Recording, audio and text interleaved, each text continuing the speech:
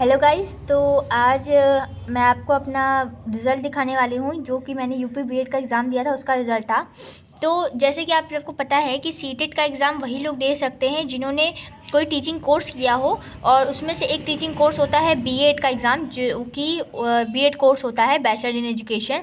तो वो एग्ज़ाम आपको क्लियर करना पड़ता है, तो एंट्रेंस आपको देना होता है। उस एंट्रेंस में आपके जितने मार्क्स आते हैं उस हिसाब से आपको कॉलेज अलॉट होता है। काइंड ऑफ काउंसलिंग वगैरह होती है। तो उसमें आपको क्या क्या चीज़ें होनी चाहिए। तो कैटेगरी देखिए ओबीसी है, स्ट्रीम मेरी साइंस है। और यहाँ पे पेपर 1 और पेपर 2 मैं आपको बता दूँ क्या होता है। पेपर 1 आपका जनरल एप्टीट्यूड होता है, उसमें आपका जीके जीएस करंट अफेयर्स और बाकी जो जितने भी हिस्ट्री ज्योग्राफी वाला सब्जेक्ट है वो आता है। और पेपर 2 में आपका जो साइंस होता है वो आता है। नहीं तो फिर आपके एसएसटी होती है तो वो एसएसटी आती है ना। जो आपका कोर सब्जेक्ट होता है वो पेपर 2 में आता है। और पेपर 1 में आपका जनरल होता है जो सबके लिए कॉमन होता है। उसमें आपको एसएसटी वगैरह से related, history geography current affair, इन सब से रिलेटेड क्वेश्चंस आते हैं। तो जैसा कि आप देख सकते हैं कि मेरे पेपर 1 में 55 मेरे करेक्ट थे, क्योंकि जाहिर सी बात है मेरा एसएसटी उतना स्ट्रॉन्ग नहीं, क्योंकि मेरा मैथ्स और साइंस बैकग्राउंड से है, मतलब साइंस स्ट्रीम से है।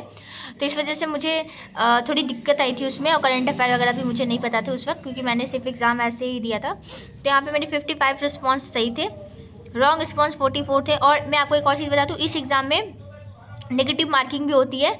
और इसे आपको मतलब अगर आप गलत करते हैं कोई क्वेश्चन तो आपके गलत भी हो जाते हैं, वहाँ पे नंबर कटते भी हैं। और मैंने एक क्वेश्चन नहीं अटैम्प्ट किया था, 44 मेरे रॉन्ग थे। तो जिसकी वजह से मेरा ओवरऑल जो नंबर बना है इसमें 80.65 मार्क्स बने इसमें।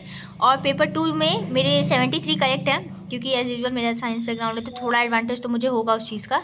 और यहाँ पे 26 मेरे रॉन्ग है, एक मैंने नहीं अटैम्प्ट किया है। और इसमें मेरे टोटल मार्क्स बने 128.66 मार्क्स, जो कि सही है उस हिसाब से।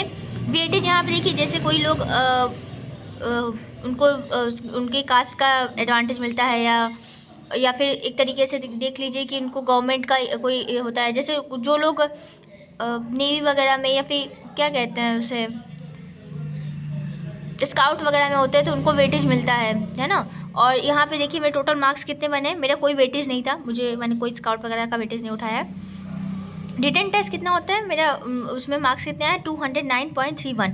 तो फाइनल स्कोर भी मेरा इतना ही है, क्योंकि फाइनल स्कोर डिपेंड करता है कि आपका वेटेज और मार्क्स जो आपने रिटन फॉर्म में लिखे हैं उसका टोटल कितना बना है। तो ये फाइनल स्कोर मेरा उतना ही है। तो मेरे स्टेट रैंक बनी है 1300-127। कैटेगरी रैंक यानी ओबीसी मेरी कैटेगरी थी। तो अगर आप जनरल से हैं तो आपकी कैटेगरी रैंक नहीं होगी, आपको सिर्फ स्टेट रैंक मिलेगी। लेकिन मेरी कैटेगरी रैंक, क्योंकि मेरे ओबीसी है, एसटी एससी वालों के साथ भी सेम होता है, तो मेरा कैटेगरी रैंक 5743 है। और मैं एलिजिबल हूँ काउंसलिंग के लिए। और मैं आपको बता दूँ यहाँ पे एलिजिबिलिटी में मुझे राउंड 1 फेज़ मिला था, और राउंड 1 में फर्स्ट फेज़ में ही मेरा राउंड 1 था। तो इसमें इस तरीके से मुझे जो भी मेरा कॉलेज था वो मुझे मिला था। और यहाँ पे ये मेरे मार्क्स हो गए यूपी बीएड के। अब मैं नेक्स्ट वीडियो में आपको बताऊँगी मुझे कौन सा कॉलेज अलॉट हुआ था, और मैंने कौन सा कॉलेज लिया था, मैंने क्या क्या कैटेगरीज भरी थी और कैसे भरी थी। तो अगर आपको ये वीडियो इन्फॉर्मेटिव लगी हो और आपको कोई और चीज़ें आपको जाननी हो तो आप कमेंट सेक्शन में बताइए, मैं आपको ज़रूर आंसर करूँगी। Thank you so much, bye bye.